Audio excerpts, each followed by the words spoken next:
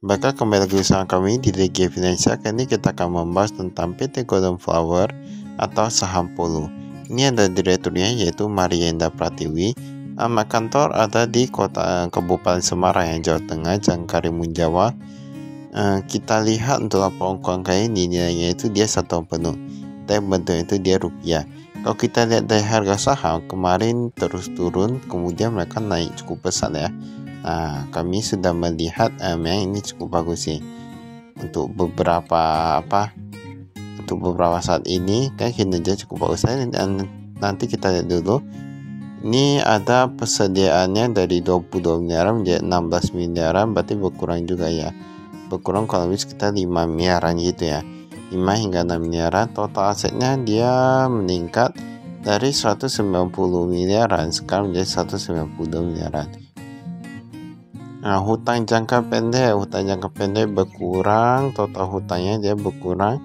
Dia meningkat. Kalau untuk total hutang dia meningkat dari 68 miliaran sekarang menjadi 70 miliaran. Berarti meningkat kurang lebih sekitar 2 miliaran. Untuk ekuitasnya sendiri dia menurun ya. Dia menurun, berarti ekuitasnya dia menurun tapi hutangnya dia meningkat. Kita lihat pendapatannya. Pendapatannya meningkat dari 55 miliaran menjadi 103 miliaran. Beban pokoknya juga meningkat. Jadi sebenarnya kalau kita di sini mereka masih mencetak kerugian. Tetapi kemarin mereka rugi sampai 7 miliaran, sekarang hanya tersisa 264 juta saja. Nah, walaupun begitu mereka masih rugi ya. Mereka diselamatkan oleh kenaikan pendapatan. Kalau kami lihat di sini. Sedangkan untuk yang lainnya itu mereka kayak agak sedikit berusaha untuk efisiensi ya. Memang dari kemarin kami sudah pernah lihat perusahaan ini mereka agak sedikit efisiensi dan mereka terus memperbaiki kinerjanya. Tapi ini masih tergolong cukup oke ya. Sebenarnya bukannya perusahaannya bagus atau gimana, tapi ibaratnya mereka sudah sedikit berhasil memperbaiki kinerja mereka. Dari ruginya banyak menjadi rugi sedikit saja, walaupun sebenarnya masih mencetak kerugian. Ini kita lihat ada anak perusahaan dan lain-lain.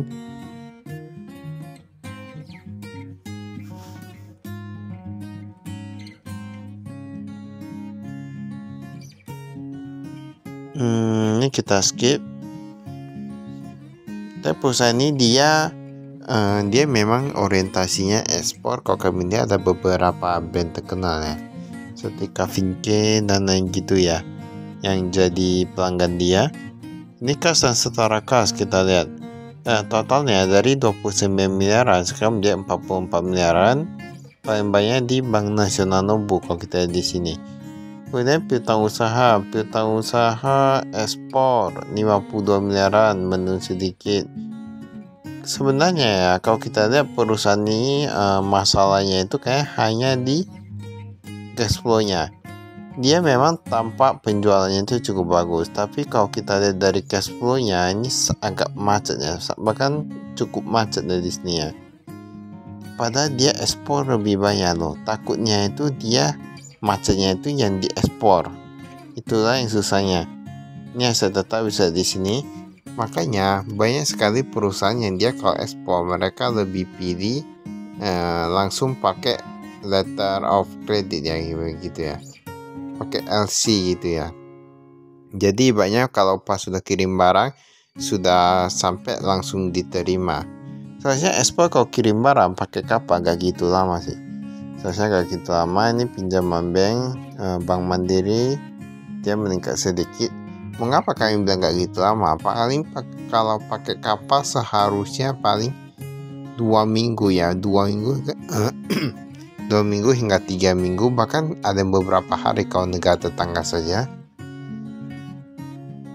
Berdasarkan umur kita lihat utangnya. Nah biasa ya, kalau misalnya piutangnya macet itu rata-rata utangnya itu macet. Nah itu yang pernah kami katakan, penjualan kalau tinggi tetapi kalau cash flow-nya macet itu sama aja ya. Bahkan takutnya itu penjualnya itu yang tadinya atau yang laba jadi tidak tertagih, itu yang jadi masalah. Di sini kita lihat pendapatannya itu memang yang melonjak itu yang ekspor. Tapi di sini ada domestik juga. Untung saja mereka ada diselamatkan oleh domestik. Nah, domestik itu dari 12 miliaran menjadi 33 miliaran. Ini adalah hal yang cukup bagus, bisa menjadi titik balik dari kinerja perusahaan ini. Ini sebenarnya kalau mereka pandai-pandai ini bisa jadi perusahaan yang bagus sih.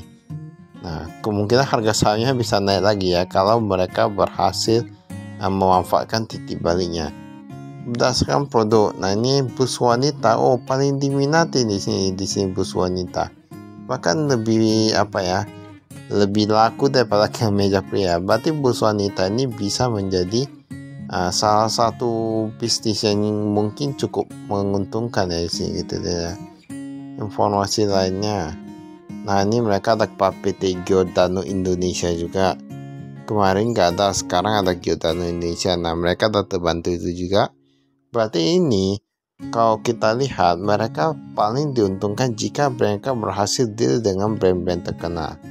Nah, jika ini mereka deal dengan Giordano Indonesia, ini merupakan salah satu poin penting di mana mereka dapat meningkatkan penjualannya. Makanya kalau kita lihat yang domestik itu, yang kepada negara sendiri itu ke Indonesia sendiri, itu cukup tinggi ya peningkatan penjualannya. Nah, ini merupakan hal yang cukup bagus. Kalau kita lihat di sini untuk beban-beban lainnya, kami lihat perusahaan ini dia masih efisiensi gitu ya. Nah, jadi ini masih cukup oke ya. Harus gitu, penjualan meningkat bukan berarti kita harus keluarin pengeluaran dodoran gitu ya.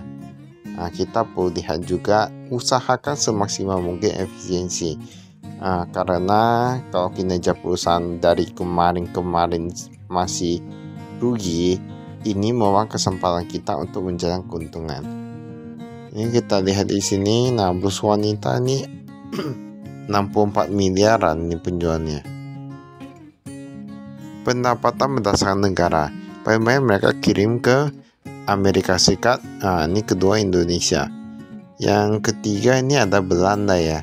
Ini Belanda, tapi mereka ada negara yang sekarang udah gak masuk, lalu ada negara yang sekarang masuk.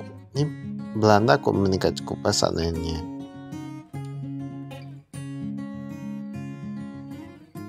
Ini ada Meksiko juga.